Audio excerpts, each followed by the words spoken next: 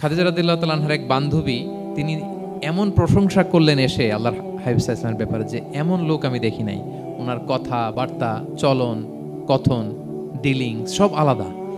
পুরো কাফেলার মধ্যে উনি একরকম, পুরো কাফেলা আরেক রকম। এই কথা শুনে তো খাদিজা রাদিয়াল্লাহু তাআলা আনহা আকৃষ্ট হলেন যে এরকম একজন সৎ লোকই তো আমার চাই। প্রস্তাব দেয়া হলো, চাচাদের কাছে বিয়ে হয়ে গেল।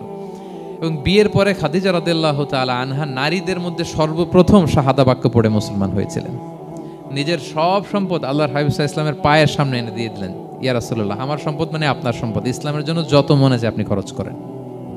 অযথাকা আইলান ফাগনা, আপনাকে আল্লাহ নিঃস্ব পেয়েছেন, সম্পদের ব্যবস্থা করে দিলেন। পরবর্তীতে মদিনায় যে খায়বার যুদ্ধের পরে অনেক সম্পদের ব্যবস্থা আল্লাহ তাআলা করে দিয়েছিলেন। তাহলে ছোটবেলায় ইয়াতিম ছিলেন, আল্লাহ টেক কেয়ার করলেন। পথ খুঁজতেছিলেন, আল্লাহ পথ দেখায় দিলেন। আর্থিক সমস্যা ছিল, এটাও আল্লাহ দূর করে দিলেন। এবার আল্লাহ তাআলা বিষ্ণু ঈসা ইসলামকে 3টা ওয়ার্ক প্ল্যান দিবেন, কর্মসূচি। 1 নম্বর কর্মসূচি হচ্ছে এতিমের সাথে কখনো কঠোর আচরণ করবেন না। 2 নম্বর, ফরিয়াদিকে ধমক দিবেন না। 3 নম্বর, ওয়া আম্মা বিনি'মাতি রাব্বিকা ফাহাদ্দিস, আল্লাহ তাআলা আপনাকে যে নেয়ামত দিয়েছে এই নেয়ামতের আপনি কি করেন? বর্ণনা করেন, শুকরিয়া করেন।